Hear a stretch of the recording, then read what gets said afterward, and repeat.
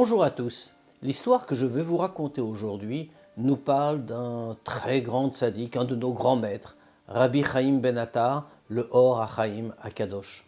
À l'époque, il vivait à Jérusalem. Il avait une coutume de distribuer de la viande tous les vendredis aux érudits pauvres de la ville. Bien sûr, c'était quelque chose de très important. Or, il arriva un jour qu'une épidémie éclata dans le bétail, et tant et si bien que lorsque le vendredi arriva, tous les animaux avaient des malformations internes qui les avaient rendus non cachers, taref.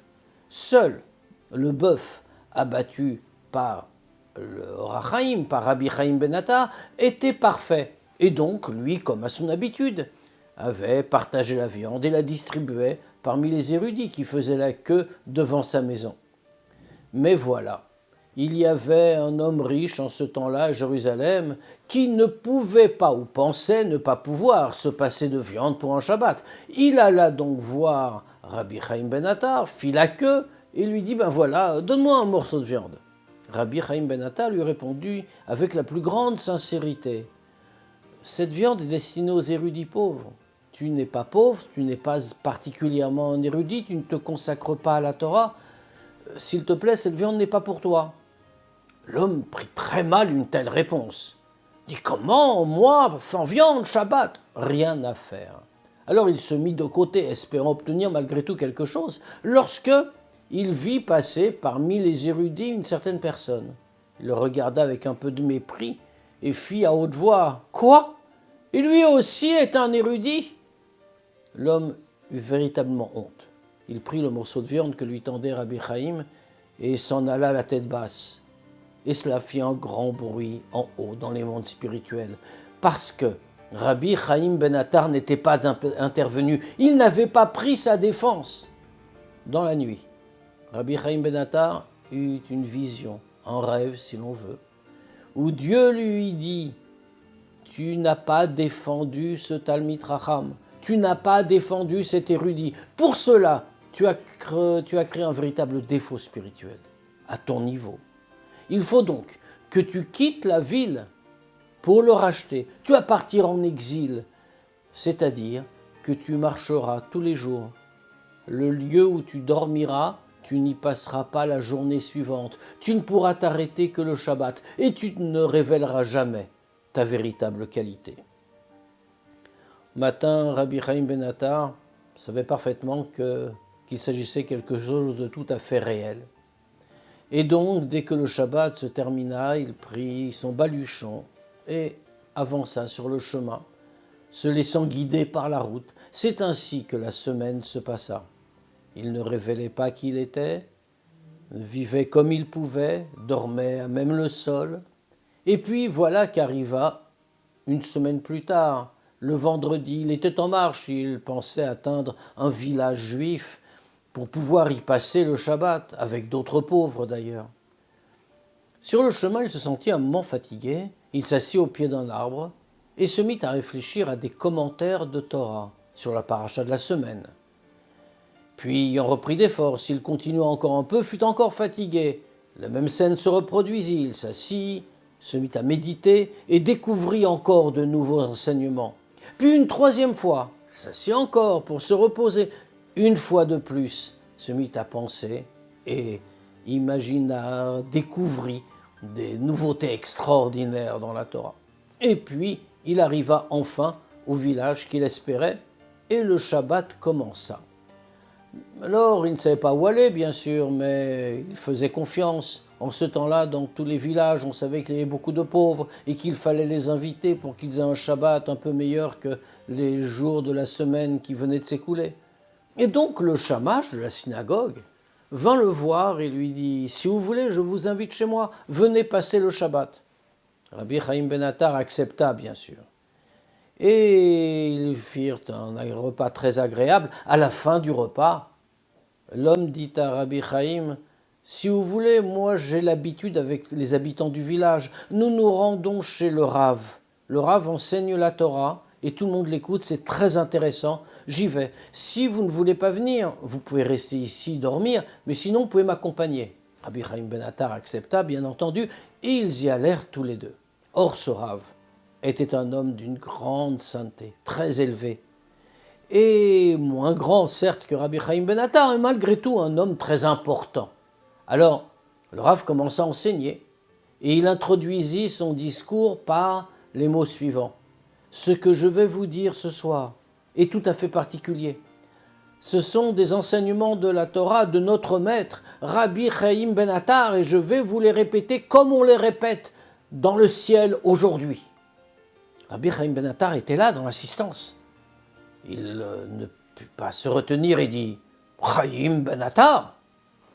Alors, son hôte le calma. Tout le monde se retourna vers lui, choqué. Comment un pauvre ose parler comme cela d'un si grand sage ? L'hôte calma tout le monde. Il leur dit « Ne vous inquiétez pas, je m'occupe de lui, tout ira bien. » La soirée se déroula normalement. Entrèrent dormir, le lendemain, ça recommença. Il alla déjeuner après la prière du matin chez la même personne qui lui dit de la même façon « Je vais chez le Rav, si tu veux, viens avec moi. » Rabbi Chaim Ben Attar accepta de nouveau. Mais cette fois-ci, son hôte le mit en garde. « S'il te plaît, ne fais pas comme hier. Hier, j'ai pu empêcher les gens de faire du mal, mais aujourd'hui, si tu recommences, tiens-toi tranquille, s'il te plaît. » Rabbi Chaim Ben Attar promit. Et voilà que le Rav commence à enseigner, introduit son discours encore une fois. Bien ceci, ce sont les deuxièmes enseignements trouvés par notre maître Rabbi Chaim Ben Attar et on les apprend comme ceux-là au ciel, je les ai entendus. Rabbi Chaim Ben Attar, encore une fois, dit « Chaim Ben Attar !» choqué qu'on le dénomme Rabbi avec tant de respect. Et cette fois-ci, les gens commencent à se fâcher. Mais encore une fois, son hôte le sauve de leur colère. Il les calme, leur dit « Pitié de lui, c'est un pauvre, il ne sait pas très bien ce qu'il fait. S'il vous plaît, il va se calmer. » C'est ainsi que tout se calme et que le cours se déroule normalement. Arrive Mincha. Rabbi Chaim Ben Attar est à la synagogue, son hôte l'invite encore une fois pour Seouda Shlishit. Mais cette fois, il lui dit « Écoute, je vais retourner chez le Rav, il y a encore un cours. Mais attention, tu peux venir avec moi, mais s'il te plaît, tu ne dis rien. Cette fois-ci, je ne pourrai rien faire. Les gens seront trop énervés. » Rabbi Chaim Ben Attar promet. Et puis il se rend chez le Rav enseigne. Et là encore, il commence. Voici encore une troisième série d'enseignements trouvés par notre maître Rabbi Chaim Ben Attar. Et cette fois-ci, Rabbi Chaim ne se tient plus. Il bondit de sa chaise en criant « Chaim Ben Attar, Chaim Ben Attar !» Cette fois-ci, tout le monde se lève, furieux. L'autre réussit à s'interposer. Toutefois, les choses ne peuvent pas rester comme cela. On dit au Rav, il faut le punir. Il a manqué de respect à Rabbi Chaim Ben Attar. Le Rav dit, c'est vrai, mais c'est Shabbat, on ne va pas le faire. On va le mettre ici, on va l'enfermer dans une pièce, et nous jugerons de son cas après la fin du Shabbat. En fait, le Rav avait répété dans ces trois enseignements les trois choses qu'avait découvertes Rabbi Chaim Ben Attar sur son chemin quand il s'était arrêté, mais personne ne le savait. Voici que le Shabbat se termine. Et tout à coup, le tonnerre éclate, des éclairs apparaissent dans le ciel. Il y a au-dessus du village une ambiance de fin du monde. Tout le monde s'étonne, mais ce n'est pas la saison, il n'y a jamais eu de choses pareilles par ici. Que se passe-t-il ? On l'a dit, le Rav n'était pas n'importe qui. Alors il laisse son âme monter vers le ciel et il interroge. Que se passe-t-il ? Quelle est cette fureur au-dessus de mon village ? Et dans les mondes spirituels, il lui est répondu. C'est que tu as enfermé Rabbi Chaim Ben Attar lui-même. Et sache-le, le Shabbat ne se termine que lorsque Rabbi Chaim Ben Attar a fait la Havdalah pour la fin, pour marquer la conclusion du Shabbat. Or, il y a des âmes qui ont été condamnées à des peines spirituelles dans le Gehinnom. Et ces âmes-là ne sont pas au Gehinnom pendant le Shabbat, elles n'ont pas de souffrance, puisque le Shabbat, tout cela s'arrête. Mais après le Shabbat, elles doivent y retourner pour continuer leur purification. Alors il y a des anges qui sont chargés de cela. Et lorsque la Havdalah retentit, ils viennent les chercher, les ramènent. Mais le Shabbat ne se termine spirituellement que lorsque Rabbi Chaim Ben Attar a fait lui-même la Havdalah. Or, tu l'as enfermé et il ne peut pas la faire. Ce qui fait que les anges veulent amener les âmes à leur endroit de purification, et les âmes protestent, elles disent mais c'est encore Shabbat, Rabbi Chaim Ben Attar n'a pas fait l'Havdalah. Voilà la raison de tout ce tumulte, de tout ce vacarme. Il faut que tu libères le Rabbi.